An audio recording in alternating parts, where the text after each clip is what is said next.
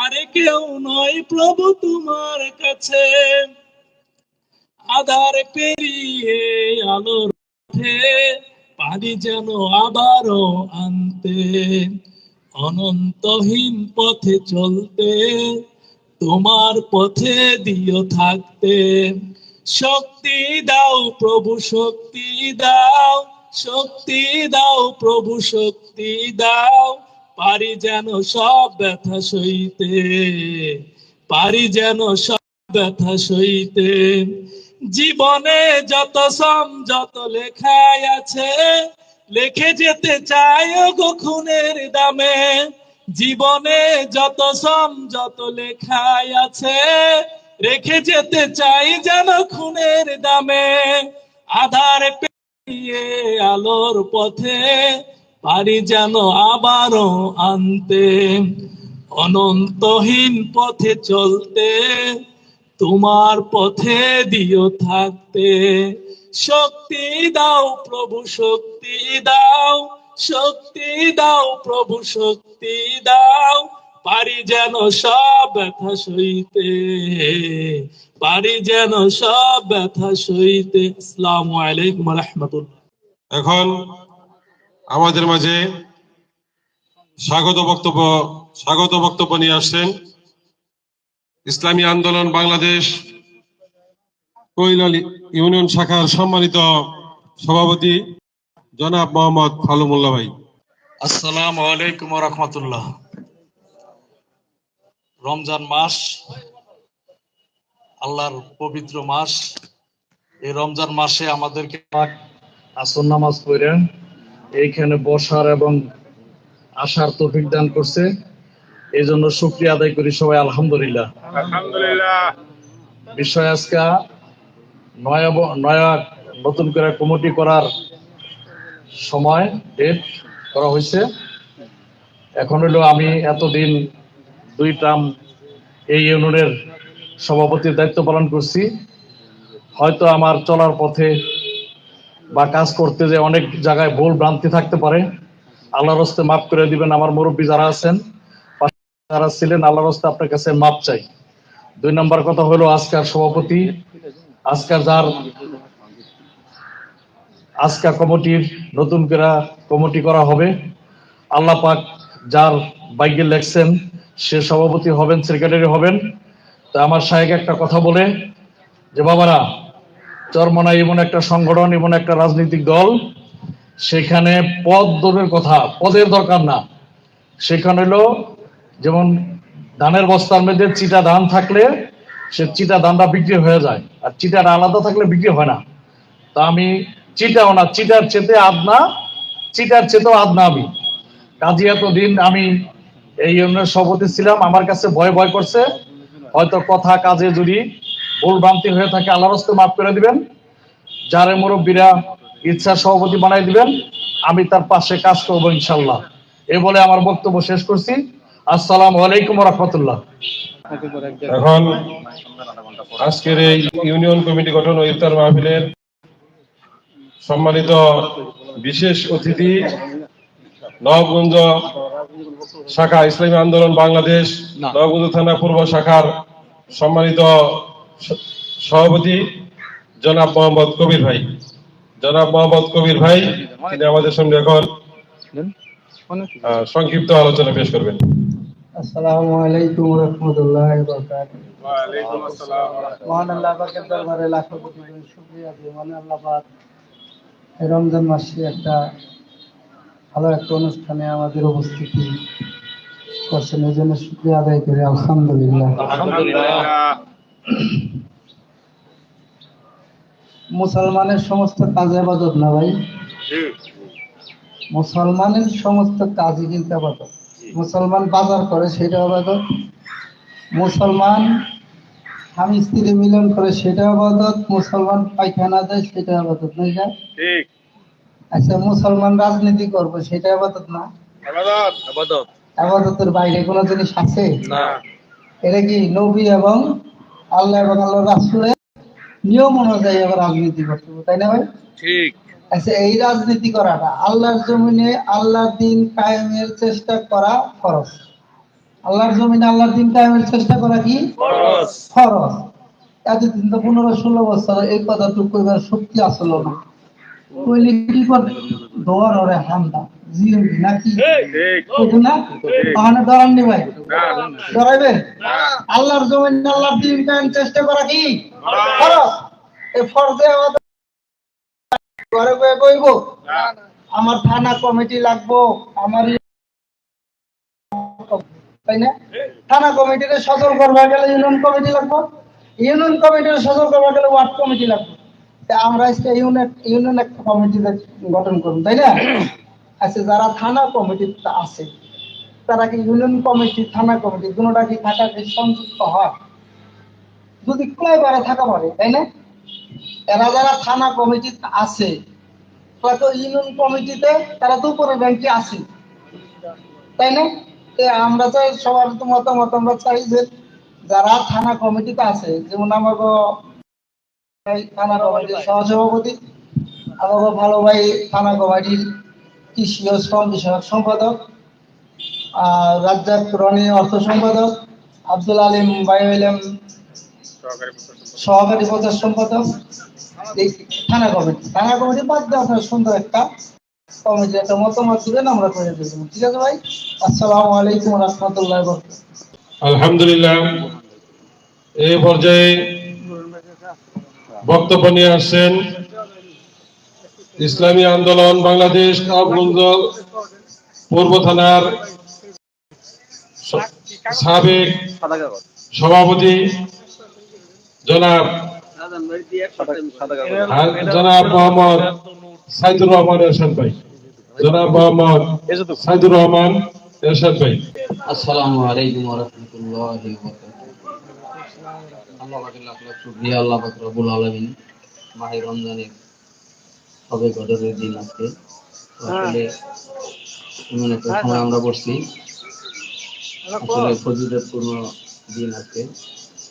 তো যাই হোক, এখানে দাওয়াত দেওয়া হয়েছে ইউনিয়ন কমিটি গঠন আবার ইফতার হয়, দুইটা সমন্বয় আজকে আমরা এই জায়গায় বসছি। আমরা এমন মানুষকে নির্বাচিত করবো যাতে তার দ্বারা সময় এবং অর্থ সব দিক দিয়ে যেন সহযোগিতা করতে পারে, এরকম মানুষকে আমাদের দরকার। আর আমরা তো বিগত 2 বছর মোটামুটি ইসলামী আন্দোলনের সভাপতির দায়িত্ব পালন করছি। বর্তমান আসছে আর একটা জিনিস হলো, সবাই এমন লোককেই সমর্থন করবে তার দ্বারা আমাদের উন্নয়নের কাজ হয় এবং থানার সাথে যোগাযোগ রেখে যেন চলতে পারি। এ বলে আমার বক্তব্য শেষ করছি। আসসালামু আলাইকুম ওয়া রাহমাতুল্লাহ। আলহামদুলিল্লাহ, আজকে তো কমিটি গঠন হবে, তাই না? ইফতার মাহফিল, পূর্ব আলোচনা সভা সবকিছুই হবে। এর ফাঁকে আমরা কমিটি গঠনের কার্যক্রমটাও একটু গোছানোর চেষ্টা করি। তো আপনারা এই কৈলার ইউনিয়ন কমিটিতে যারা দায়িত্ব পালন করেন এমন কারা কারা আছেন? না না না, শুধু ইউনিয়ন কমিটিতে যারা দায়িত্বশীল। আপনি ইউনিয়ন কমিটিতে আছেন না?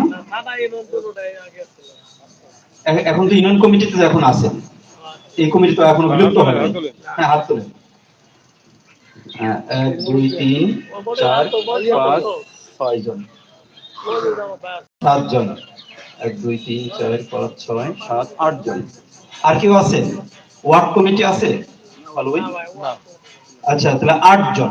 আপনারা মেহেরবানি করে আমার কাছ থেকে কাগজ নেবেন, কাগজ নিয়ে এটা আপনারা আপনাদের মতামত কি, সভাপতি হিসেবে কে দায়িত্ব পালন করলে আন্দোলনের জন্য ভালো হবে, সেক্রেটারি হিসেবে কে দায়িত্ব পালন করলে আন্দোলনের জন্য ভালো হবে, লেখা আমাদের থানা কমিটির সভাপতি কবির ভাইয়ের কাছে আপনারা জমা দেবেন। ইনশাআল্লাহ নিয়ে যান, আসেন একজন।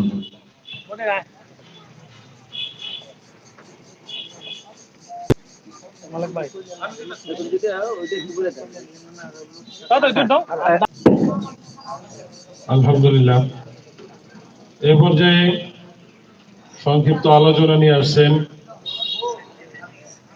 ইসলামী আন্দোলন বাংলাদেশ নবাবগঞ্জ থানা পশ্চিম শাখার সম্মানিত সভাপতি জনাব হাজী মোহাম্মদ শাহজাহান।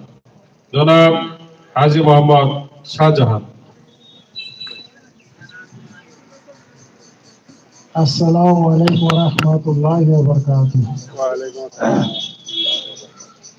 আলহামদুলিল্লাহ, আজকে ইফতার মাহফিল ও নতুন কমিটি গঠন উপলক্ষে এই মহতি অনুষ্ঠানের সভাপতি, প্রধান অতিথি, উপস্থিত ইসলামী আন্দোলনের নেতৃবৃন্দ ও মুসলিম ভাই, আসসালামু আলাইকুম। সবাইকে ধন্যবাদ জানিয়ে আমি আমার বক্তব্য শেষ করছি। খুদা হাফেজ। আলহামদুলিল্লাহ, ইসলামী আন্দোলন বাংলাদেশ সভাপতি শাখা কৈলাল ইউনিয়ন কর্তৃক আয়োজিত ইফতার মাহফিলে উপস্থিত আছেন কেরানীগঞ্জের মাটি ও মানুষের নেতা, বারবার জাতীয় সংসদ নির্বাচনে প্রার্থী হয়েছিলেন,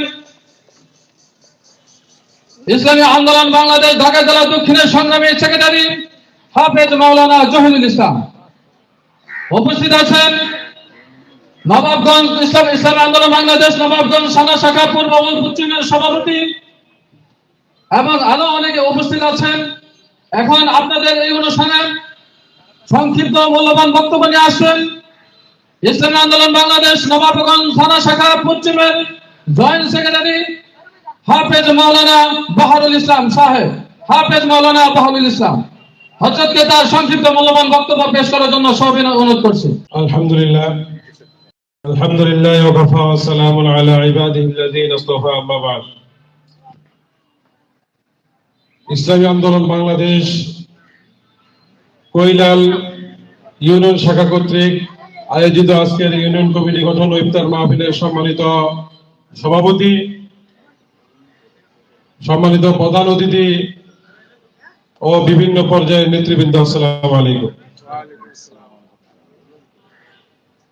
আমাদের আজকের এই অনুষ্ঠানের সম্মানিত বিশেষ অতিথি, আমাদের সম্মানিত বড় ভাই যারা মোহাম্মদ কবির শিকদার ভাই, তিনি তার বক্তব্যে বলে গেছেন একটা কথা, যে নামাজ রোজা যেমন ফরজ, তেমনি ভাবে ইসলামী হুকুমত প্রতিষ্ঠার জন্য আন্দোলন করাও তেমনি ফরজ। আজকে আমাদের বিভিন্ন বিষয় নিয়ে মাঠে সংগ্রাম করতে হয়। কখনো ধর্ষণ প্রতিরোধের জন্য আন্দোলন করতে হয়, কখনো কুরআন অবমাননার শাস্তির জন্য দাবিতে আমাদের মাঠে নামতে হয়, কখনো রাসূল সাল্লাল্লাহু আলাইহি সাল্লামের বিরুদ্ধে কটূক্তিকারীদের বিরুদ্ধে আন্দোলনের জন্য আমাদের মাঠে নামতে হয়, কখনো আমাদের খপ্পর সংরক্ষণের জন্য মাঠে নামতে হয়। আমরা যদি আরো বিভিন্ন বিষয় নিয়ে আমাদের রাজপথে নামতে হয়, মাঠে ময়দানে নামতে হয়, রক্ত দিতে হয়। আমরা যদি চূড়ান্ত ভাবে আল্লাহর জমিনে আল্লাহর বিধান কায়েম করতে পারি, বাংলাদেশের সর্বোচ্চ পর্যায়ে ইসলামী হুকুমত প্রতিষ্ঠা করতে পারি, তাহলে আমাদের বিভিন্ন বিষয় নিয়ে আর রাজপথে রক্ত দিতে হবে না, সময় দিতে হবে না, শ্রম দিতে হবে না, ঘাম দিতে হবে না। তখন ইসলামী হুকুমতের যিনি সর্বোচ্চ নীতি নির্ধারক থাকবেন, তিনি এই সমস্ত বিষয়ের ব্যবস্থা নেবেন। এজন্য ভাইয়েরা আমার, ইসলামী হুকুমত আমাদের প্রয়োজন। আমাদের জীবনের শপথ হচ্ছে হয়তো শাহাদাত, নয়তো ইসলামী হুকুমত। আল্লাহ রাব্বুল আলামিন আমাদেরকে তৌফিক দান করেন, আমরা যেন আমাদের এই সোনার দেশ বাংলাদেশে ইসলামী হুকুমত আমাদের চোখে দেখতে পারি। আল্লাহ রাব্বুল আলামিন অতি শীঘ্রই যেন আমাদের এই দেশে ইসলামী হুকুমত প্রতিষ্ঠা করে দেন, এই আশা ব্যক্ত করে এবং সেই অনুযায়ী আমাদেরকে মেহনত করার তৌফিক দান করেন। মাশাআল্লাহ, আপনাদের সামনে সংক্ষিপ্ত বক্তব্য নিয়ে আসবেন জামিয়া ইসলামিয়া হালিমা মুদব্বর মাদ্রাসার সুনামধন্য মুহাদ্দিস মুদাররিস খতমে নবুওয়াত সংরক্ষণ কমিটি বাংলাদেশের কেন্দ্রীয় দায়ী জনাব হযরত মাওলানা আবু ইউসুফ দামাত বরকাতুল আলিয়া হযরতকে তার মূল্যবান বয়ান পেশ করার জন্য সবিনয় অনুরোধ করছি। ইন্নাল হামদুলিল্লাহ ওয়াস সালাতু ওয়াস সালামু আলা রাসূলিল্লাহ আম্মা বাদ। আল্লাহ রাব্বুল আলামিনের দরবারে শুকর আদায় করছি যে আল্লাহ রাব্বুল আলামিন আমাদেরকে আজকের এই পবিত্র দিনে, পবিত্র রজনীতে এখানে উপস্থিত হওয়ার আল্লাহ রাব্বুল আলামিন তৌফিক দান করেছেন। এজন্য সকলে আল্লাহ রাব্বুল আলামিনের দরবারে শুকর আদায় করি, আলহামদুলিল্লাহ। আল্লাহ রাব্বুল আলামিন এই গোটা মুসলিম জাতিকে একটি উদ্দেশ্য এবং একটি লক্ষ্যকে নির্ধারণ করে দুনিয়াতে প্রেরণ করেছেন। এই উম্মত হলো দায়ী উম্মত। এই উম্মত সৎ কাজের আদেশ দিবে, অসৎ কাজ থেকে বাধা প্রদান করবে, ন্যায় কাজ করবে এবং সে ঈমানের উপর অবিচল থাকবে। তো একজন মুমিন, একজন মুসলমান কর্তব্য হলো সে ঈমানদার হবে। 2 নম্বর কর্তব্য হলো তার আমলে সলেহ থাকতে হবে। ঈমান এবং আমলে সলেহ এই দুইটার কোনো একটা যদি তার জীবন থেকে বিলুপ্ত হয়ে যায়, আল্লাহ রাব্বুল আলামিনের কুদরতি খাতা থেকেও সে বিচ্যুত হয়ে যাবে এবং সে চিরকালের জন্য জাহান্নামী হয়ে যাওয়ার আশঙ্কা রয়েছে। এজন্য 1 নম্বর বিষয় হলো আমাদের ঈমানের ব্যাপারে সোচ্চার এবং সচেতন থাকতে হবে। ঈমানের মধ্যে যতগুলো বিশ্বাস আছে, যতগুলো আকীদা আছে, সকল আকীদার মধ্যে একটি মৌলিক আকীদা হলো আকীদায়ে খতমে নবুওয়াত, অর্থাৎ আল্লাহ রাসূল সাল্লাল্লাহু আলাইহি ওয়াসাল্লাম আমাদের নবীজি সর্বশেষ নবী। তারপরে আর কিয়ামত পর্যন্ত কোন ধরনের নবী পৃথিবীতে আগমন করবেন না, একটি মৌলিক আকীদা।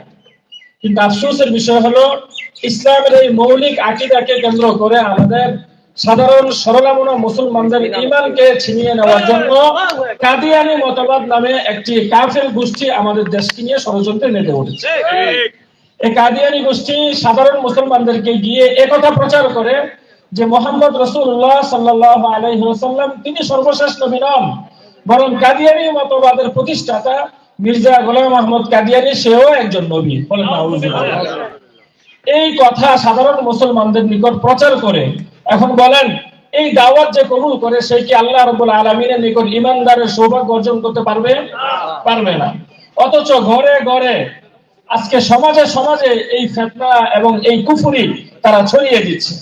তো আমরা যেমনি ভাবে ইসলামী হুকুমত প্রতিষ্ঠার ব্যাপারে সোচ্চার এবং সতর্ক থাকব, ঠিক তেমনি ভাবে আমাদের ঈমান হেফাজতের ব্যাপারে যে কোনো কুরবানি এবং মুজাহাদার জন্য আমাদের প্রস্তুত থাকতে হবে। আল্লাহ রাব্বুল আলামিন আমাদেরকে সে তৌফিক দান করেন। ঈমানের ব্যাপারে এবং আমলের ব্যাপারে আমাদের সকলকে সতর্ক ভূমিকা পালন করবার তৌফিক দান করেন। ওয়া আখিরু দাওয়ানা আলহামদুলিল্লাহি রাব্বিল আলামিন। আলহামদুলিল্লাহ। এখন আমাদের সামনে অত্যন্ত গুরুত্বপূর্ণ বক্তব্য নিয়ে আসছেন ইসলামী আন্দোলন বাংলাদেশ নবাবগঞ্জ পূর্ব থানা শাখার সংগ্রামী সাধারণ সম্পাদক বীর সাহসী সিপাহ সালার, আমাদের প্রিয় মুখ এবং অত্যন্ত সম্মানিত ব্যক্তিত্ব জনাব মাওলানা মুফতি শেখ বুরহানুদ্দিন, জনাব মাওলানা শেখ মুফতি শেখ বুরহানুদ্দিন। আসসালামু আলাইকুম ওয়া রাহমাতুল্লাহি ওয়া বারাকাতুহু। আলহামদুলিল্লাহ, আলহামদুলিল্লাহ ওয়াহদা, আসসালাতু ওয়াসসালামু আলা মান লা নাবিয়্যা বা'দা, আম্মা বা'দ। ফাআউযু বিল্লাহি মিনাশ শাইতানির রাজীম। বিসমিল্লাহির রাহমানির রাহিম। وعد الله الذين آمنوا منكم وعملوا الصالحات لا يستخلفنكم في الأرض كما استخلف الذين من قبلهم ولا يمكنن لهم دينهم الذي ارتضى لهم ولا يبدلنهم من بعد خوفهم أمنا يعبدونني لا يشركون بي شيئا ومن كفر بعد ذلك فأولئك هم الفاسقون. وقال رسول الله صلى الله عليه وسلم كانت بنو إسرائيل تسوسه الأنبياء هلك نبي خلفه آخر أنا خاتم النبي لا نبي بعدي. আলহামদুলিল্লাহ, ইসলামী আন্দোলন বাংলাদেশ নবাবগঞ্জ থানা কৈলাল ইউনিয়ন শাখা কর্তৃক আয়োজিত কমিটি গঠন ও ইফতার মাহফিলে উপস্থিত আছেন আজকের অনুষ্ঠানের সম্মানিত সভাপতি সাহেব, আমার অত্যন্ত প্রিয় মানুষ, কৈলাল ইউনিয়নের মাটি ও মানুষের নেতা জনাব মোহাম্মদ ফালুমুল্লাহ ভাই উপস্থিত আছেন। আজকে অনুষ্ঠানের সম্মানিত প্রধান অতিথি কেরানীগঞ্জের মাটি ও মানুষের নেতা, যিনি বারবার জাতীয় সংসদে নির্বাচিত করেছেন, যুবকদের আইডল হাফেজ মাওলানা জহিরুল ইসলাম। আমার সামনে উপস্থিত আছেন নবাবগঞ্জের কৃতি সন্তান, ইসলামী আন্দোলন বাংলাদেশ নবাবগঞ্জ থানা শাখার পূর্ব ও পশ্চিমের সভাপতি বৃন্দ, এবং আমার সামনে উপস্থিত আছেন ইসলামী আন্দোলন বাংলাদেশের দিন প্রিয়, ইসলাম প্রিয়, দিনদার, ইমানদার আমার কর্মী ভাইরা। আপনারা বিভিন্ন জায়গায় থেকে অনেক কষ্ট ক্লান্ত অতিক্রম করে আজকে যারা এই অনুষ্ঠানকে যারা সাফল্যমণ্ডিত করেছেন, এই জন্য আপনাদেরকে অভিনন্দন ও মোবারকবাদ জানাই। এরই সাথে সাথে আমি আপনাদের জন্য দোয়া করি আল্লাহ পাক রব্বুল আলামিন যেন আপনাদের এই ওসিলায় দুনিয়া ও আখিরাত উভয় জাহানে কল্যাণ দান করেন বলে আমিন। প্রিয় উপস্থিতি, সময় সংক্ষিপ্ত কারণে আমি বেশি কিছু বলবো না। আমি একটি হাদিস আপনাদের সামনে পেশ করেছি এবং একটি কোরআনের আয়াত আমি আপনাদের সামনে তেলাওয়াত করেছি। এই হাদিসের ব্যাখ্যা এবং কোরআনের শানে নজুল বর্ণনা করে আমি আমার বক্তব্য এখানে ক্ষান্ত করবো ইনশাআল্লাহ। আল্লাহ রাসূল সাল্লাল্লাহু আলাইহি ওয়াসাল্লাম বলেন, সাহাবীদের উদ্দেশ্য করে বলতেছিলেন, হে সাহাবীরা শোনো, এমন একটি জামানা আসবে যে জামানা আখিরি জামানার উম্মতে মুসলমানদের মধ্যে এমন একদিন দিন আসবে যে দিনে মুসলমানদের অস্তিত্ব, মুসলমানদের ইজ্জত, আবরু প্রবাহমান পানির মধ্যে যেন খড়কুটা এবং আবর্জনা ফেললে ভাসিয়ে নিয়ে যায়, ঠিক তেমনি ভাবে মুসলমানদের ইজ্জত এবং আবরু এভাবে পানির স্রোতের মতো ভাসিয়ে নিয়ে যাবে। একই হাদিসে অন্য এক রাওয়াতে এভাবে আসছে যে দস্তরখানে যখন আমরা খানা খাই, দস্তরখানে খানা আসার পরে যেরকম আমরা একে অপরকে ডাকাডাকি করি, ভাই আসেন দস্তরখানে খানাগুলো আমরা একে অপরে খেয়ে শেষ করে দিই, আসেন আসেন ডাকাডাকি করি না, এইভাবে ডাকাডাকি করে, ঠিক তেমনি ভাবে কাফের বেঈমান নাস্তিকেরা একে অপরকে ডাকাডাকি করবে, আসো আসো তোমরা আসো, আইসা আমরা সবাই একসাথে মিলে মুসলমানদেরকে আমরা নিষ্পেষিত করে দিই, শেষ করে দিই। তখন আল্লাহর সাহাবীরা আরজ করলেন, ওগো আল্লাহ রাসূল, এমন একটি সময় আসবে যে সময় এই মুসলমানের দুর্দিনে পড়বে, তাহলে মুসলমানের সংখ্যা কি এতই কম হবে যে মুসলমানরা মানুষের বেঈমান বেদিনদের হাতে নিষ্পেষিত হবে, নির্যাতিত হবে? আল্লাহ রাসূল সাল্লাল্লাহু আলাইহি সাল্লাম বলেন, ও সাহাবীরা, না না, তবে এই জামানায় যতগুলো মুসলমান আছে এর থেকে ওই জামানায় বহু গুণ মুসলমান হবে। তখন সাহাবায়ে কেরাম আরজ করলেন, ইয়া রাসূলুল্লাহ, ইয়া হাবিবাল্লাহ, তাহলে এত বিপুল পরিমাণ মুসলমান থাকা সত্ত্বেও তাহলে মুসলমানে কেন কাফের বেঈমান নাস্তিকদের হাতে নির্যাতিত নিপীড়িত হবে? আল্লাহ রাসূল সাল্লাল্লাহু আলাইহি সাল্লাম যখন এই হাদিসগুলো বর্ণনা করতেছিলেন, তখন ওই জামানায় মুসলমানের সংখ্যা ছিল কত? প্রায় 2 লক্ষ। আর এখন বর্তমান মুসলমানের সংখ্যা প্রায় 200 কোটি মুসলমান। ওই জামানায় যখন 2 লক্ষ মুসলমান ছিল, তখন মুসলিম শাসক ছিল, মুসলিমরা ছিল বিশ্বজয়ী জাতি, বিশ্ববীরের জাতি সে এসেছিল।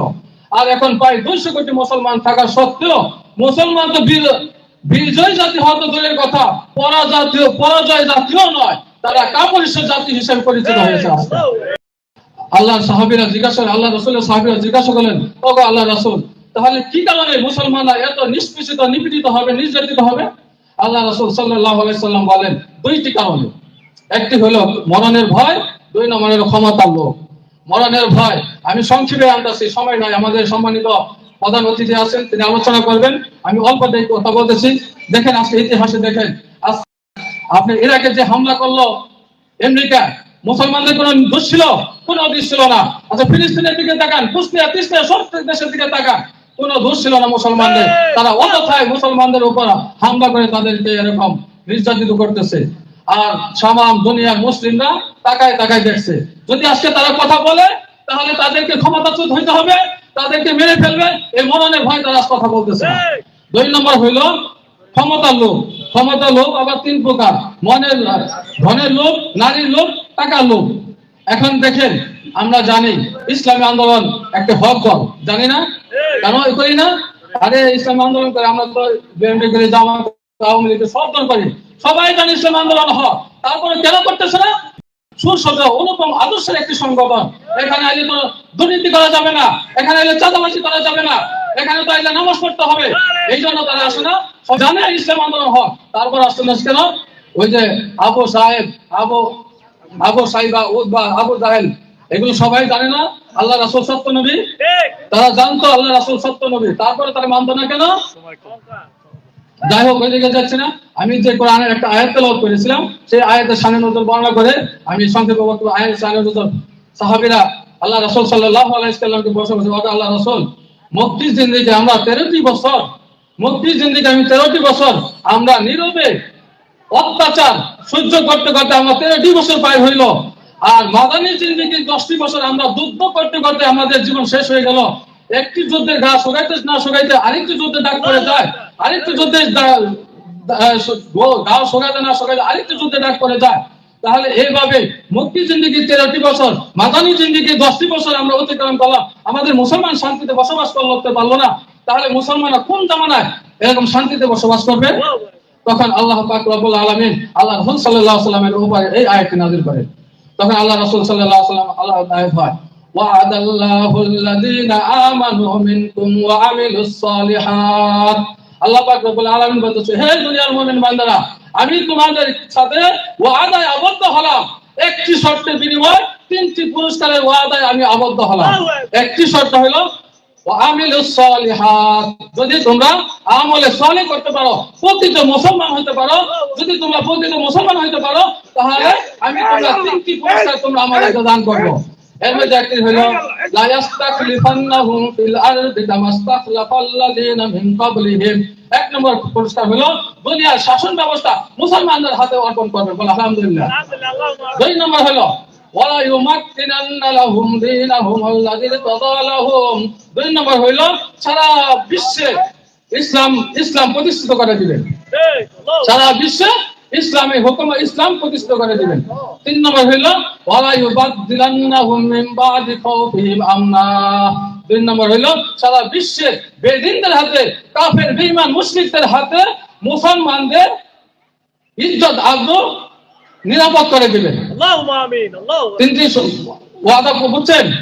এই 3টি আজকে আমাদের দেশে বাস্তবায়িত হয়েছে, বিশ্বে কোথাও আজকে আমরা নির্যাতিত নিপীড়িত হয়েছি। যদি আমরা হইতে পারি তাহলে আমাদের এই 3টি ওয়াদা আল্লাহ তাআলা ওয়াদা কি মিথ্যা? অবশ্যই সত্য হবে ইনশাআল্লাহ। শর্ত কি? 3টা পুরস্কারের বিনিময়ে একটি শর্ত, 3টি পুরস্কার দিবে একটি শর্তের বিনিময়ে, সেটা হলো আমলে সালেহ। আরেক আয়াতে আল্লাহ তাআলা বলেন, ওয়ালা তাহিনু ওয়ালা তাহজানু ওয়া আনতুমুল আ'লাউনা ইন কুনতুম মুমিনিন। তোমাদের জন্য কোনো ভয় নাই, কোনো পেরেশানি নাই, কোনো চিন্তা নাই, তোমরাই সফলকাম হতে পারবা যদি তোমরা প্রকৃত মুসলমান হতে পারো। ঠিক বলছেন? প্রকৃত মুসলমান। এখন মুসলমান যদি আমরা দাবি করি, একটা অংশ বাদ দিলাম, আরেকটা অংশ ধরলাম, আমরা নামাজ কালাম পড়লাম, আকিমুস সালাত দ্বারা যদি দিন নামাজ ফরজ হয়, আকিমুদ দিন দ্বারা কি বোঝায়? দিন কায়েম করা ফরজ না? তাহলে দিন আমরা কি নামাজই ফরজ করবো? দিন প্রতিষ্ঠা করতে হবে না? দিন প্রতিষ্ঠা করা সবার জন্য ফরজ।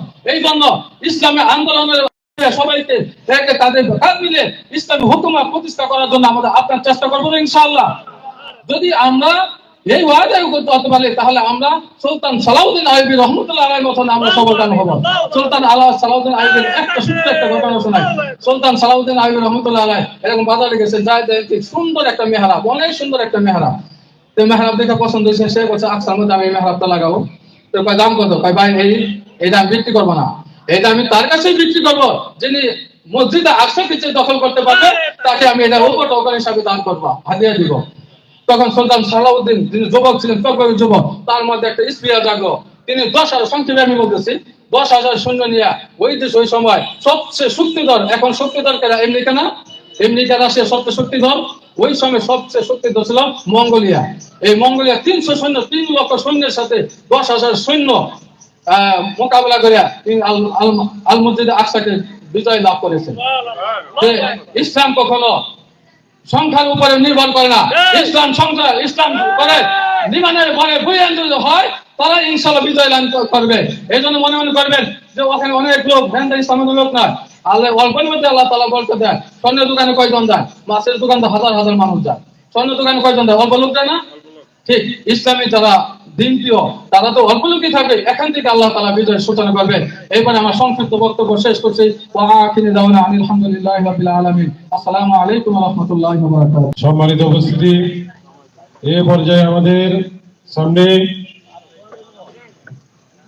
গুরুত্বপূর্ণ এবং দিক নির্দেশনামূলক বক্তব্য নিয়ে আসছেন ইসলামী আন্দোলন বাংলাদেশ ঢাকা জেলা দক্ষিণ শাখার সম্মানিত সংগ্রামী সাধারণ সম্পাদক, রাজপথের লড়াকু সৈনিক জনাব হাফেজ মাওলানা জহিরুল ইসলাম। জনাব হাফেজ মাওলানা জহিরুল ইসলাম। আসসালামু আলাইকুম ওয়া রাহমাতুল্লাহ। আলহামদুলিল্লাহ, ইসলামী আন্দোলন বাংলাদেশ নবাবগঞ্জ পূর্ব থানা শাখার আলকাদিন কহিলা ইউনিয়ন শাখার আজকে ইউনিয়ন কমিটি গঠন ও ইফতার মাহফিল পূর্ব আলোচনা সভার সহযোগিতা সভাপতি জনাব মোহাম্মদ ফারুক মোল্লা সাহেব, উপস্থিত রয়েছেন ইসলামী আন্দোলন বাংলাদেশ নবাবগঞ্জ পূর্ব থানা শাখার বিপ্লবী সভাপতি বর্ষিয়ান জননেতা জনাব মোহাম্মদ কবির শিকদার সাহেব, উপস্থিত রয়েছেন ইসলামী আন্দোলন বাংলাদেশ নবাবগঞ্জ থানা পশ্চিম শাখার সভাপতি হাজী মোহাম্মদ শাহজাহান সাহেব সহ সাবেক সভাপতি জনাব সাইদুর রহমান এরশাদ সাহেব সহ বিভিন্ন পর্যায়ের নেতৃবৃন্দ, সামনে আগত সমবেত ইসলাম প্রিয় সমবেত সহযোগিতা সহকর্মী ভাই ও বন্ধুরা, আমরা যারা এখানে সমবেত হয়েছি, আজকের আয়োজনটা যদিও ছোট, তো আমরা বিশ্বাস করি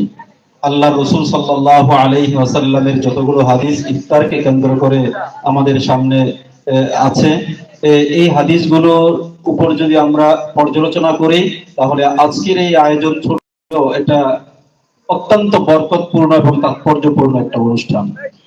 এই অনুষ্ঠানে ইফতারকে সামনে নিয়ে যদি আল্লাহর কাছে কোনো দোয়া করা হয়, সেই দোয়াটা আল্লাহ কবুল করবেন বলে ঘোষণা দেওয়া হয়েছে আল্লাহ রাসূল সাল্লাল্লাহু আলাইহি ওয়াসাল্লামের পক্ষ থেকে। তো সেই হিসাবে আমরা আজকে সবাই সম্মিলিতভাবে আল্লাহর কাছে আমাদের মাগফিরাতের জন্য, আমাদের পূর্বপুরুষদের মাগফিরাতের জন্য, উম্মতে মুহাম্মাদের সকলের কল্যাণের জন্য আমরা দোয়া করব। আমাদের দেশের শান্তি সমৃদ্ধি উন্নতি কামনায় আমরা আল্লাহর কাছে দোয়া করব ইনশাআল্লাহ। তো আমরা আজকে দেখেন এই রমজান মাসকে আমরা কিন্তু সবাই জানি এই রমজান মাসটা হচ্ছে কোরআন নাজিলের মাস। সবাই আমরা জানি না? রমজান মাস কোরআন নাজিলের মাস, এই কারণে রমজান মাসের গুরুত্ব আর কদরটা এত বেশি। কারণ রমজান মাসের মধ্যে এমন একটা রাত্রি আছে যে রাত্রিটা হচ্ছে কদরের রাত্রি। কোন কোন ফুকাহায়ে কেরাম, উলামায়ে কেরাম বলেন আজকের দিনের পরে যে রাত্রিটা শুরু হবে হচ্ছে কদরের রাত্রি। আল্লাহ রাসূল সাল্লাল্লাহু আলাইহি ওয়াসাল্লামের পক্ষ থেকে রমজানের শেষ দশকের বেজর রাত্রিতে অনির্দিষ্ট রাখা হয়েছে। বেজর রাত্রিগুলোতে কদরকে তালাশ করে ইবাদত বন্দেগী করবার জন্য আমাদেরকে আপনাদেরকে নির্দেশনা দিয়ে গেছেন আল্লাহ রাসূল সাল্লাল্লাহু আলাইহি ওয়াসাল্লাম। তো সেই হিসাবে 21, 23, 25 আমাদের থেকে বিদায় হয়ে গেছে। আজকে 27, আজকে মাগরিবের পরে 27, সামনে হয়তো 29 আমরা পাবো ইনশাআল্লাহ। তো দেখেন এই কদরের রাত্রিতেই এই কদরের রাত্রিটা এমন একটা রাত্রি, লৌহে মাহফুজ থেকে পবিত্র কোরআনুল কারীম এই কদরের রাত্রিতে প্রথম আকাশে অবতীর্ণ হয়েছে। তার কারণে আমরা মনে করি এই রমজান মাস হচ্ছে কদরের কদরের রাত্রি এবং কোরআন নাজিলের মাস। বিষয়টা এরকম না? কিন্তু দেখেন রমজান মাস যেমনি ভাবে কোরআন নাজিলের মাস, এই মাসে কোরআন নাজিল হয়েছে, এটা চিরসত্য। এই রমজান মাস আরেকটা কারণে সম্মানিত, এই রমজান মাস আরেকটা কারণে মহিমান্বিত, সেটা হচ্ছে রমজান মাস। রমজান মাস লাইলাতুল কদরে কোরআন নাজিল হয়েছে, সেই কারণে এই রমজান মাস হচ্ছে কোরআন নাজিলের। আর বদরের মাধ্যমে আল্লাহ রাসূল সাল্লাল্লাহু আলাইহি ওয়াসাল্লামের নেতৃত্বে কোরআনকে বিজয়ী করা হয়েছে, সেই কারণে রমজান মাস হচ্ছে কোরআন বিজয়ের মাস।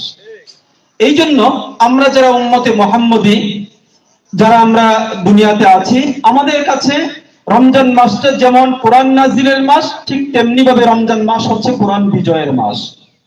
রমজান মাস আমাদের কাছে যেমনি ভাবে কদরের মাস, ঠিক তেমনি ভাবে রমজান মাস হচ্ছে বদরের মাস। আমার বিশ্বাস যে দুনিয়ার সমস্ত মুসলমানেরা যদি আমরা কদরকে এবং রমজান মাস কোরআন নাজিলের মাস এই বিষয়টাকে যেভাবে হৃদয়ে ধারণ করি, যেভাবে এটাকে গুরুত্ব দিয়ে আমাদের ইবাদত বন্দেগী, আমাদের আকীদাটাকে আমরা পরিশুদ্ধ করি, এমনি ভাবে যদি আমরা বদরের মাস আর কোরআন বিজয়ের মাস হিসেবে যদি আমরা এই রমজান মাসকে ধারণ করতাম, এবং তার শিক্ষা যদি আমাদের ব্যক্তি, পরিবার, সমাজ এবং রাষ্ট্রীয় জীবনে যদি প্রতিষ্ঠার চেষ্টা যদি করতাম, তাহলে এই দেশে ইসলামী হুকুমত এতদিন পর্যন্ত আর বাকি থাকতো না। অবশ্যই অবশ্যই ইসলামী হুকুমত অনেক আগেই এদেশে কায়েম হয়ে যেত, সারা পৃথিবীতে ইসলামী হুকুমত কায়েম হয়ে যেত। এই জন্য আজকে ইফতারের পূর্বে আমি আপনাদের কাছে অনুরোধ করি, রমজান মাস, বদরের মাস, এটাও আমাদের সত্য। সেই হিসেবে এই দুইটা বিষয় সামনে রেখেই আমরা মুসলমান হিসেবে, আল্লাহর বান্দা, রাসূল সাল্লাল্লাহু আলাইহি ওয়াসাল্লামের উম্মত হিসেবে আমাদের জীবনে সামনের দিনগুলোতে সেইভাবে আমাদের জীবনের সকল কর্মকাণ্ডগুলি পরিচালিত করা দরকার। প্রিয় ভাইরা আমার, আজকে ইসলামী আন্দোলন বাংলাদেশের আয়োজনে, আজকের এই কৈলার ইউনিয়ন শাখার আয়োজনে আজকের এই প্রোগ্রাম ইফতার মাহফিল, ইসলামী আন্দোলন বাংলাদেশের দু একটা কথা তো না বললেই আসলে হয় না। আমাদের এখানে আমাদের থানা কমিটির সভাপতি সাহেব রয়েছেন, আমাদের জনাব কবির শিকদার সাহেব, সাবেক সভাপতি সাইদুর রহমান এরশাদ সাহেব, সবাই মুরব্বীরা, দায়িত্বশীল আমাদের সিনিয়র যারা সবাই রয়েছেন। দেখেন, আজকে যে ত্যাগ এবং তিতিক্ষা আন্দোলন সংগ্রামের মাধ্যমে 24 জুলাই আগস্টে এক সাগর রক্তের বিনিময়ে শত শত নয় বরং প্রায় 2000 ছাত্র জনতার জীবন উৎসর্গের মাধ্যমে আমরা এই ফ্যাসিস্টকে বাংলাদেশ থেকে বিতাড়িত করেছি। আপনারা জানেন, এই ফ্যাসিস্টকে বাংলাদেশ থেকে বিতাড়িত করবার জন্য ইসলামী আন্দোলনে একমাত্র রাজনৈতিক শক্তি যারা প্রকাশ্যে ইসলামী আন্দোলনের নাম নিয়ে আন্দোলনের চেয়ারম্যান থেকে শুরু করে টপ টু বটম সব শ্রেণীর নেতা কর্মীরা সরাসরি আন্দোলনে অংশগ্রহণ করেছে। সেই হিসাবে ইসলামী আন্দোলন বাংলাদেশের এই যে ত্যাগ, এই যে অবদান, এই অবদানকে আজকে কেউ কেউ অস্বীকার করবার চেষ্টা করছে। ইসলামী আন্দোলন বাংলাদেশের এই 24 বিপ্লবের এই অবদানকে কেউ কেউ ভিন্ন খাতে প্রবাহিত করবার চেষ্টা করছে। আজকের আয়োজনটা ছোট হলেও আমি আপনাদেরকে স্পষ্ট ভাষায় আপনাদের সামনে ঘোষণা দিতে চাই, আগামীর বাংলাদেশে ইসলামী আন্দোলন বাংলাদেশ এবং পীর সাহেব চরমোনাইকে বাদ দিয়ে বাংলাদেশের কোন রাজনীতির ইতিহাস রচিত হতে পারে। প্রিয় ভাইরা আমার, আজকে 24 গণ অভ্যুত্থানের পরে আমরা যেই স্বপ্ন দেখেছিলাম, সেই স্বপ্ন কিন্তু বিগত 7 মাসে সেই স্বপ্ন আমাদের বাস্তবায়ন হয় নাই, হয়েছে। আমরা একটা সুখী সমৃদ্ধ যে একটা স্বাধীন সার্বভৌম বাংলাদেশ আমরা কল্পনা করেছিলাম, সেটা কিন্তু এখনো পর্যন্ত আমাদের আদায় হয় নাই, প্রতিষ্ঠিত হয় নাই। এখনো পর্যন্ত কিন্তু আমরা মজলুমের হাহাকার আমরা শুনি না। এখনো পর্যন্ত কিন্তু আমরা জালিমের জুলুমের কথা আমরা শুনি। এখনো পর্যন্ত আমরা দর্শনের কথা আমরা জানি। এখনো পর্যন্ত অনেক অসহনীয় নারকীয় পরিস্থিতির কথা আমরা পত্র পত্রিকায়, মিডিয়ার মাধ্যমে আমরা এগুলো দেখছি। প্রিয় ভাইয়েরা আমার, হযরত পীর সাহেব চরমোনাই সুচিন্তিতভাবে কর্মসূচি ঘোষণা করেছেন, এই নতুন বাংলাদেশ, ফ্যাসিস্ট মুক্ত এই বাংলাদেশে সত্যিকার অর্থে মানুষের মৌলিক অধিকার, নাগরিক অধিকার এবং ভোটের অধিকার প্রতিষ্ঠিত করবার জন্য হযরত পীর সাহেব চরমোনাই কিছু কর্মসূচি ঘোষণা করেছেন। তার মধ্যে 1 নম্বর কর্মসূচি হচ্ছে আগামী জাতীয় সংসদ নির্বাচন হতে হবে পিআর পদ্ধতির নির্বাচন। পিআর পদ্ধতির নির্বাচনটা কি আপনারা জানেন? বর্তমান বাংলাদেশের যে বিদ্যমান নির্বাচনী ব্যবস্থা, এটা হচ্ছে সংসদীয় পদ্ধতিতে নির্বাচন ব্যবস্থা। এই নির্বাচন আপনাদের ঢাকা 1 আসন, নবাবগঞ্জ এবং দোহার নিয়ে যে নির্বাচনী আসনটা, আমার বাড়ি হচ্ছে আপনাদের একদম পাশের ইউনিয়ন রোহিতপুর, হচ্ছে কেরানীগঞ্জের রোহিতপুর হচ্ছে আমার বাড়ি। মনে করেন আপনাদের এই নবাবগঞ্জ এই এবং দোহারের মনে করেন 5 লক্ষ মানুষ ভোটার রয়েছে এখানে। 5 লক্ষ মানুষের মধ্যে, এই ভোটারদের মধ্যে যদি 5 জন প্রার্থী থাকে, তাহলে কেউ 1.5 লক্ষ ভোট পাইলো, কেউ 1 লক্ষ ভোট পাইলো, কেউ 80,000, কেউ 70,000, এভাবেই তো মানুষ ভোট পায়। স্বাভাবিক নির্বাচন হলে বিষয়টা এরকম না? তাহলে দেখবেন এই 5 জন প্রার্থীর মধ্যে যে 1.5 লক্ষ ভোট পাইলো, সে কিন্তু বিজয়ী হয়ে যায়। ভোটার সংখ্যা কত? 5 লক্ষ ভোটার সংখ্যা। তাহলে যে 1.5 লক্ষ ভোট পাইলো, সে কিন্তু বিজয়ী হয়ে যায় স্বাভাবিক দৃষ্টিতে, যেটা আমরা দেখি। কিন্তু আপনি একটা জিনিস করেন, যে 1.5 লক্ষ মানুষ তাকে ভোট দিয়েছে, সে বিজয়ী হয়েছে, সে এই অঞ্চলের প্রতিনিধি হিসেবে সংসদে প্রতিনিধিত্ব করেন, অথচ এই অঞ্চলের 3.5 লক্ষ মানুষ তাকে প্রত্যাখ্যান করেছে। আপনি বিষয়টা চিন্তা করেছেন? দেশের অধিকাংশ মানুষ যাকে নির্বাচিত করে নাই, দেশের অধিকাংশ মানুষ যাকে চায় নাই, দেশের অধিকাংশ মানুষ যাকে ভোট দেয় নাই, কিন্তু ভোটের ফাঁক কিন্তু এই ব্যক্তি এই বিদ্যমান নির্বাচন পদ্ধতির কারণে কিন্তু সেই ব্যক্তি নির্বাচিত হয়ে সংসদে চলে যাচ্ছে। বিষয়টা এরকম না? হযরত পীর সাহেব চরমোনাই কর্মসূচি দিয়েছেন যে এই ধরনের নির্বাচনের মাধ্যমে মানুষের ভোটাধিকারের যে বাস্তব প্রতিফলন এটা নির্বাচনের মাধ্যমে প্রতিফলিত হয় না। মানুষের ভোটের মৌলিক অধিকার আদায়ের জন্য কি করতে হবে? পিআর পদ্ধতি নির্বাচন করতে হবে। সেটা কেমন? সেটা হচ্ছে আগামীতে কোনো এই ধরনের আসন ভিত্তিক কোনো নির্বাচন হবে না। সারা বাংলাদেশে প্রার্থী একজন, এক এক দলের চেয়ারম্যান এক এক দলের প্রার্থী, সারা বাংলাদেশে একজনই প্রার্থী, অথবা সারা বাংলাদেশে একটাই মার্কা, হাত পাখা, দানের শীষ, অমুক তমুক বিভিন্ন মার্কা এভাবে থাকবে। যেই দলের চেয়ারম্যান অথবা যেই দলের মার্কা সারা বাংলাদেশে যেই পরিমাণ ভোট পাবে সেই দল থেকে আনুপাতিক হারে ততগুলো সদস্য জাতীয় সংসদে প্রতিনিধিত্ব করবে। এটা হচ্ছে পিআর পদ্ধতির নির্বাচন। এই পদ্ধতিতে যদি নির্বাচন হয় তাহলে আপনার আমার প্রতিটা ভোটের মূল্যায়ন হবে, মানুষের মৌলিক অধিকার প্রতিষ্ঠিত হবে। আর বর্তমান যে পদ্ধতিতে নির্বাচন হচ্ছে এটা জনগণের অধিকাংশ জনগণ যেখানে প্রত্যাখ্যান করে সেই ব্যক্তি নির্বাচিত হয়, যার কারণে এই অধিকাংশ জনগণের কাছে এই নির্বাচিত এমপির কোনো বাধ্যবাধকতা থাকে না, তার কোনো দায়বদ্ধতা থাকে না, তার কোনো জবাবদিহিতা থাকে না। এই জন্য আগামী জাতীয় সংসদ নির্বাচন হতে হবে কোন নির্বাচন? পিআর পদ্ধতির নির্বাচন। কর্মসূচি কার? পীর সাহেব চরমোনাই কর্মসূচি ঘোষণা করেছেন। 2 নম্বর কর্মসূচি হচ্ছে আগামী জাতীয় সংসদ নির্বাচনের আগে স্থানীয় সকল নির্বাচন হতে হবে। স্থানীয় সকল নির্বাচন হতে হবে। স্থানীয় নির্বাচন জাতীয় নির্বাচনের আগে কেন? এটা একটা প্রশ্ন থাকতে পারেন আপনাদের। দেখেন, যদি এই এলাকায় যদি এই বিদ্যমান পরিস্থিতিতে যদি নির্বাচন হয়, যেই ব্যক্তি এমপি হবে তার ছোট ভাই হবে নবাবগঞ্জ উপজেলা পরিষদের চেয়ারম্যান, অথবা তার মামাতো ভাই খালাতো ভাই হবে দোহার উপজেলা পরিষদের চেয়ারম্যান, তার আরেক আত্মীয় হবে দোহার পৌরসভার মেয়র, তার বিভিন্ন চামচা যারা আছে দলের নীতি নির্ধারক, যারা তাকে কোন ন্যায় অন্যায় না মেনে নিঃশর্ত আনুগত্য করে, সেই সকল চামচারা এক একজনে ইউনিয়ন পরিষদের দখল করবে, এক একজনে মেম্বার হবে, এক একজন চেয়ারম্যান হবে, আর তার স্ত্রী হবে সংরক্ষিত আসনের মহিলা এমপি। বিষয়টা এরকম না? এই জন্য এই পরিস্থিতি, পরিবারতন্ত্র এবং দেশের এই নাজুক পরিস্থিতি যেন আগামীতেও যেন তৈরি না হয়, এই জন্য পীর সাহেব চরমোনাই কর্মসূচি দিয়েছেন আগামী জাতীয় সংসদ নির্বাচনের আগে সকল স্থানীয় নির্বাচন, ইউপি নির্বাচন, উপজেলা পরিষদ নির্বাচন, পৌরসভার নির্বাচন এবং সিটি নির্বাচন সহ সকল স্থানীয় নির্বাচনগুলো জাতীয় সংসদ নির্বাচনের আগেই হতে হবে। তাহলে যোগ্য প্রার্থীরা ইউনিয়ন পরিষদের চেয়ারম্যান হতে পারবে, মেম্বার হতে পারবে, উপজেলা চেয়ারম্যান হতে পারবে, পৌরসভার মেয়র হতে পারবে। আর না হয় যদি দলীয় সরকারের অধীনে যদি নির্বাচন হয় তাহলে এই সমস্ত পদে কোনো যোগ্য ব্যক্তি আসলেই আসতে পারে না। এই জন্য আগামী জাতীয় সংসদ নির্বাচনের আগে কোন ধরনের নির্বাচন? স্থানীয় নির্বাচন আমরা চাই। 3 নম্বর কর্মসূচি হচ্ছে আগামী জাতীয় সংসদ নির্বাচনের আগে যৌক্তিক সকল সংস্কার করেই নির্বাচন দিতে হবে। কোন কোন দল নির্বাচনের জন্য অনেক বেশি ব্যতিব্যস্ত হয়ে গেছেন। আবার কেউ কেউ বলেন যে নির্বাচিত সরকার ক্ষমতায় আসার পরে বাংলাদেশের যত সংস্কার করা দরকার সমস্ত সংস্কার নাকি আগামী জাতীয় সংসদের পরে যে সরকার ক্ষমতায় আসবে সেই সরকার করবে।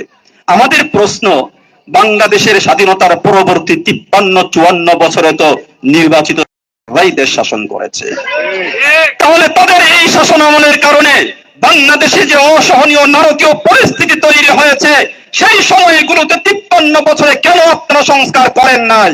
অতএব সংস্কারের জন্য কোন তাল বাহানা করলে বাংলাদেশের জনগণ এটা মানবে না। সংস্কার সকল যৌক্তিক সকল সংস্কার করে আগামী জাতীয় নির্বাচন সহ সকল স্থানীয় নির্বাচনের পথকে পরিষ্কার করতে হবে। যদি সংস্কার ছাড়া যদি তড়িঘড়ি করে কোন নির্বাচনের আয়োজন করা হয়, ইসলামী আন্দোলন বাংলাদেশ সেই নির্বাচনকে প্রতিহত করবে ইনশাআল্লাহ। অতএব আগামী জাতীয় সংসদ নির্বাচন আগে সকল সংস্কার এবং সকল স্থানীয় নির্বাচনের দাবি জানিয়ে আমরা শেষ করছি। প্রিয় ভাইয়েরা আমার, আপনারা জানেন আজকে হচ্ছে ইসলামী আন্দোলন বাংলাদেশ নবাবগঞ্জ এই যে পূর্ব থানা শাখার আওতাধীন আমাদের কৈলাল ইউনিয়ন শাখা, এই ইউনিয়ন শাখার আজকে কমিটি গঠন হবে। আমরা ইতিমধ্যেই আমাদের থানা কমিটির সভাপতি জনাব কবির শিকদার সাহেবের তদারকিতে আমরা যারা এই ইউনিয়ন কমিটিতে যারা দায়িত্বশীল, যারা শুরার সদস্য, যাদের ভোটাধিকার করার ক্ষমতা যাদের রয়েছে, তাদের মতামত আমরা ব্যালটের মাধ্যমে গ্রহণ করেছি। আপনারা কি সেখানে মতামত দিয়েছেন না? যারা উপস্থিত আছেন মতামত দিয়েছেন। আপনাদের মতামতের ভিত্তিতে আমরা এখন কমিটি গঠন করব, কমিটি ঘোষণা করব। তার আগে আমাদের 2023 এবং 24 সেশনের কৈলাল ইউনিয়ন শাখার যে কমিটি ছিল, সেই কমিটির সভাপতি ছিলেন আমাদের জনাব ফালু ভাই, ফালু মোল্লা ভাই, ডাক্তার দিন ইসলাম সাহেব ছিলেন সেক্রেটারি। আমাদের এই যে তাদের নেতৃত্বে যে কমিটি ছিল, সেই কমিটি আমরা বিলুপ্ত ঘোষণা করছি এবং আগামী 2 বছরের জন্য এই কৈলাল ইউনিয়ন শাখা ইসলামী আন্দোলন বাংলাদেশের সভাপতি হিসেবে যিনি দায়িত্ব পালন করবেন, এখানে আরেকটা কথা আমি আপনাদের সামনে ঘোষণা করি, ইসলামী আন্দোলন বাংলাদেশ হচ্ছে সেই সংগঠনের নাম যেই সংগঠনে কোনো বিশেষ ব্যক্তির বাহিনী নাই। ইসলামী আন্দোলন বাংলাদেশ ওই একমাত্র রাজনৈতিক দল বাংলাদেশে, যেই দলের মধ্যে বাংলাদেশে আজকে 38 বছর চলে যাওয়ার পর এখনো পর্যন্ত এই দলের মধ্যে কোনো বাঙ্গন সৃষ্টি হয় নাই।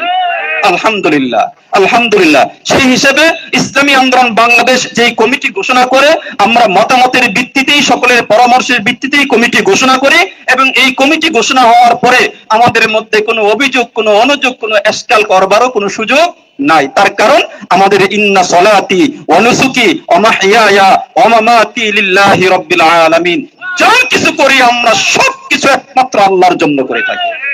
এই জন্য প্রিয় ভাইয়েরা আমার, আজকে ইসলামী আন্দোলন বাংলাদেশ নবাবগঞ্জ থানা শাখার আওতাধীন কৈলাল ইউনিয়ন শাখার যে কমিটি ঘোষণা হবে, সেই কমিটির মাধ্যমে আপনারা এই কৈলাল ইউনিয়নের প্রতিটা অলি গলি, পাড়ায় মহল্লায়, প্রতিটা ওয়ার্ডে আপনারা এই সংগঠনকে সুসংগঠিত করবেন।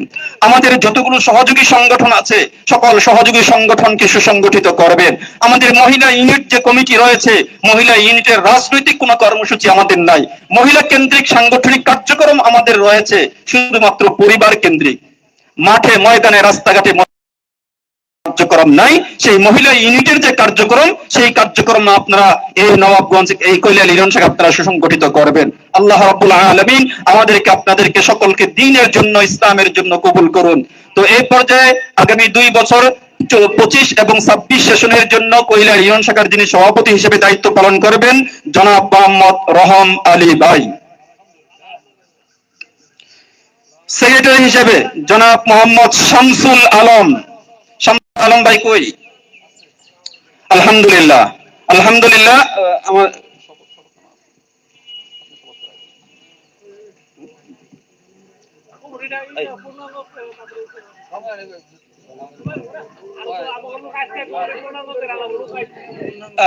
আজকে তো আর পূর্ণাঙ্গ করা সম্ভব হবে না। আপনারা একটা জিনিস মনে রাখবেন, আপনাদের যে সাবেক সভাপতি আমাদের ফালু ভাই এবং আমাদের থানা কমিটির সভাপতি কবির শিকদার সাহেব এবং আমাদের থানা কমিটির সেক্রেটারি মুফতি বুরহানুদ্দিন সাহেব, ওনাদের 3 জনকে সামনে রাখাই আপনারা কমিটিটা গঠন করবেন। আপনারা আলোচনা পরামর্শ করে এই সার্বিক কার্যক্রম পরিচালনা করবেন। আলহামদুলিল্লাহ। আমরা এখন আসলে ইফতারের সময়টা একদমই কাছাকাছি চলে এসেছে, 3-4 মিনিট সময় বাকি আছে। আমরা এখন দোয়া করব।